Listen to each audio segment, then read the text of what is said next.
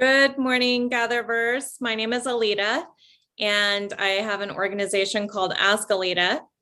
I'm here to share with you today some of my favorite topics on the face of the planet. They consist of neuroscience, quantum physics, epigenetics. I'm fascinated about the latest science and technology that is being created faster than the speed of light, it seems like, on the face of our planet across almost every single industry.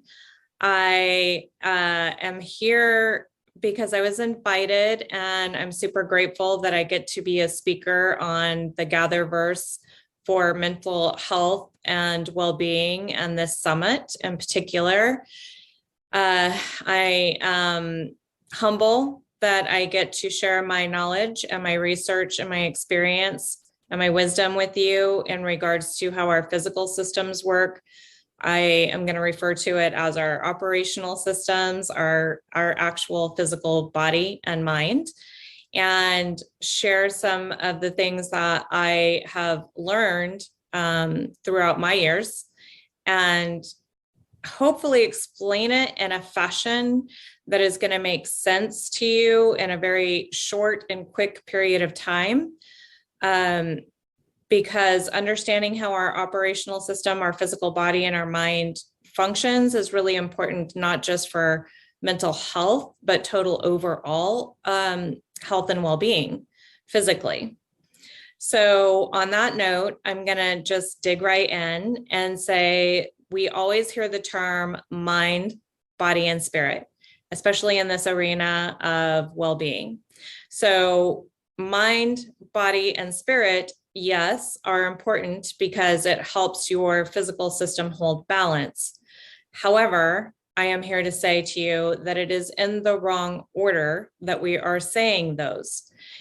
Our system actually should be functioning, if you visualize it like a pyramid, our system should be spirit at the top of the pyramid.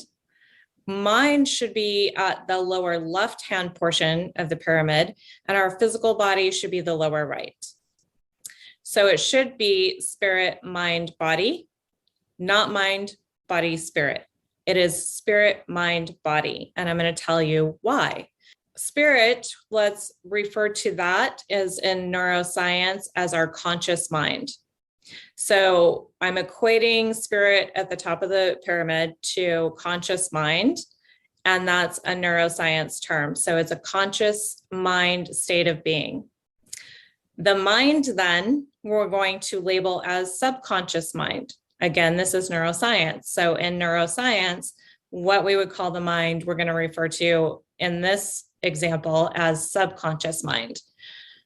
The body is our physical body, our physical operating system, and it actually is also our natural pharmacy, and our mind definitely controls our physical body. So we'll dig into that more as we discuss this. First, let me go into what our mind is.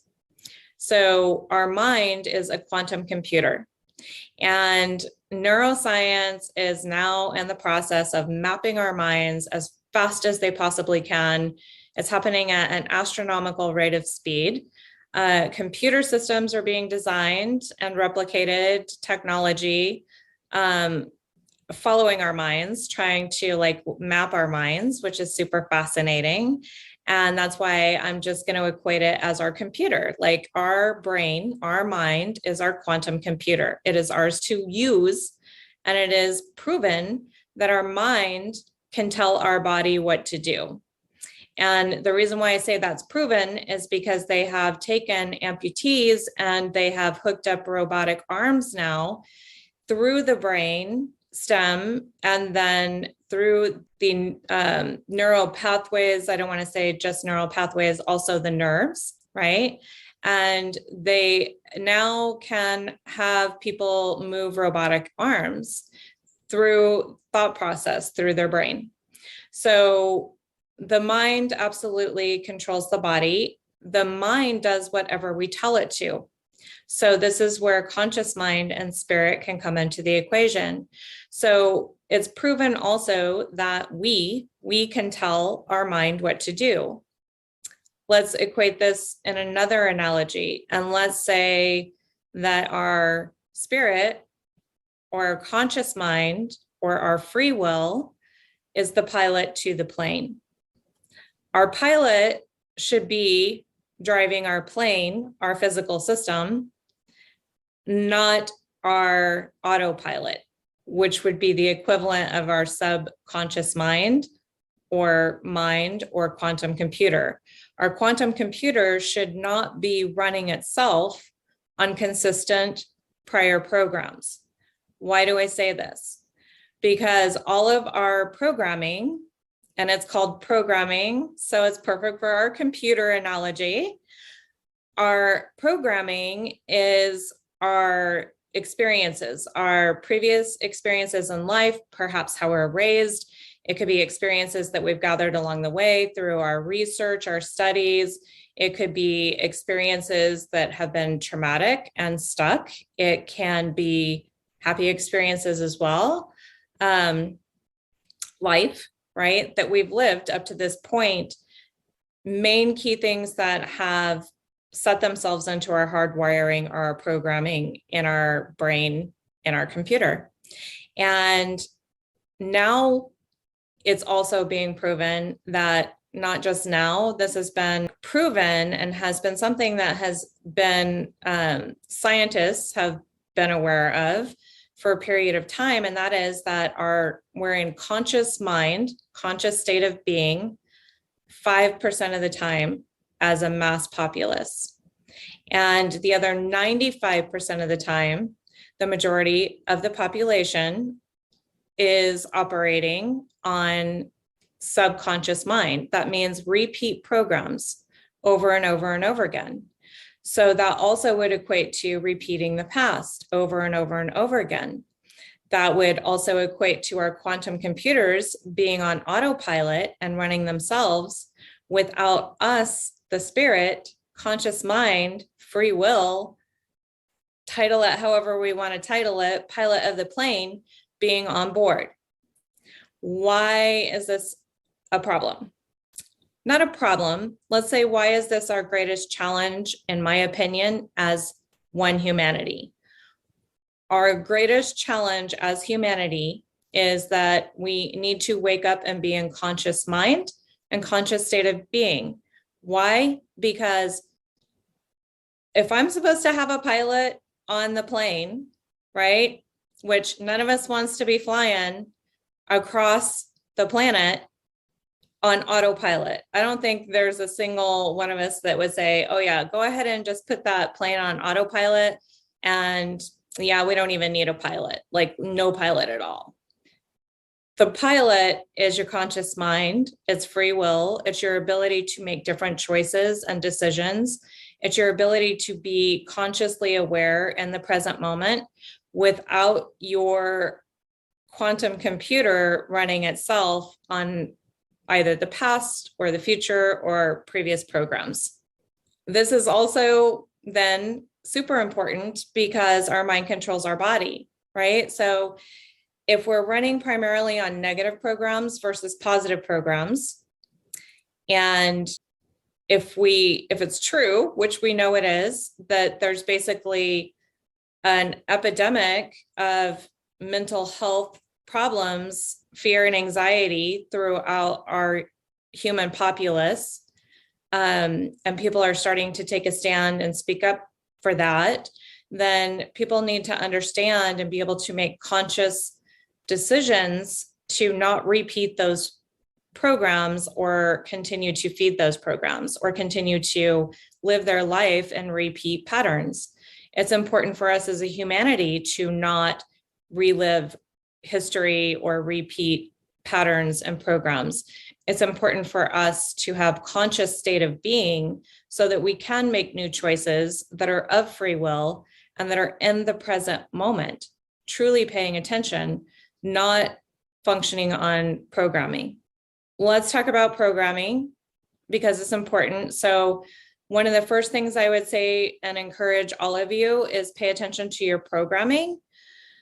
I would encourage you to pay attention to all aspects of programming. This means social media, anything that's consumed via the television or the news or anything that you read or anything that you listen to, your music choices, all of it's programming in a day's time, daily. So I will encourage you to pay attention. Is it primarily positive or is it primarily negative?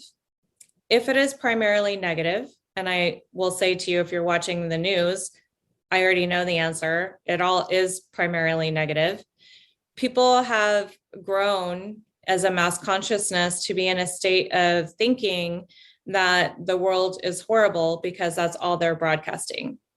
And when I address this with people and I encourage them to really think about what they're consuming, I am challenged, and I get a lot of my clients have said, Aileda, I'm a realist and I have to know what's happening in the world. Granted, agreed.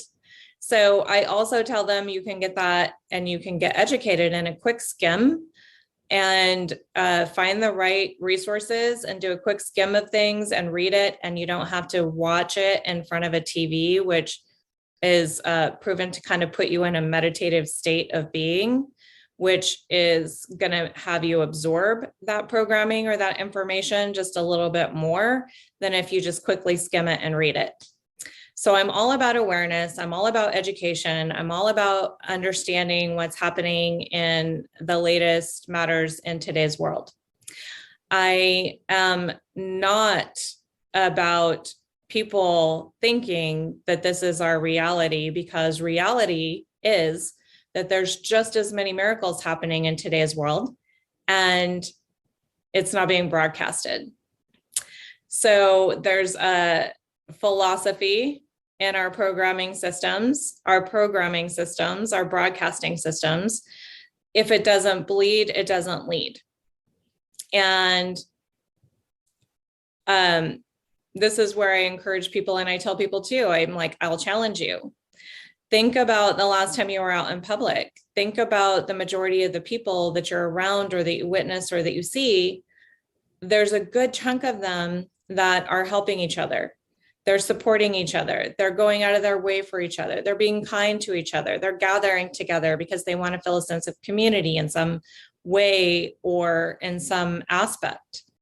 For me, that is just validation of what I'm saying. So if we pay attention and we're consciously aware, we're in a free will state of being, and we're not in a pre-programmed state of being, and we're out walking around in today's world, we primarily, especially here in America, do not see all of this angst amongst ourselves. There's more unity than what's being broadcasted, shall we say.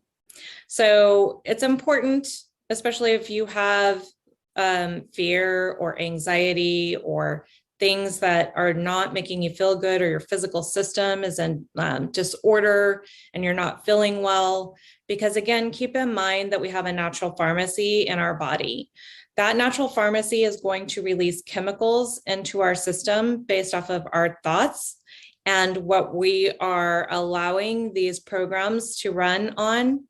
And so if it's primarily positive, then you're going to have a lot of good stuff going on in this physical system and an awful lot of well-being. And if you're not conscious or your programming is not 100% on the positive side of things, then there's probably things and thoughts and programs that are happening that are maybe not super optimal or the highest level of optimum for your physical system.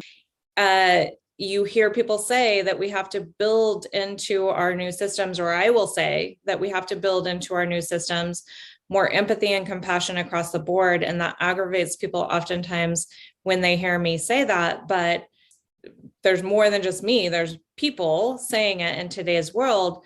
Those people are primarily people who understand how all of this works and why some of these things are so vital and so important, especially at this place in time. So I hope that this has been educational for you. I hope you understand more about how your body and your physical system and your mind works. I hope that you understand how important your programming is. I hope you understand how important it is to stay in a conscious, free will, present moment state of being right here with me right now versus letting your quantum computer run itself on autopilot. I hope that you have an amazing day. Thank you for sharing this time with me.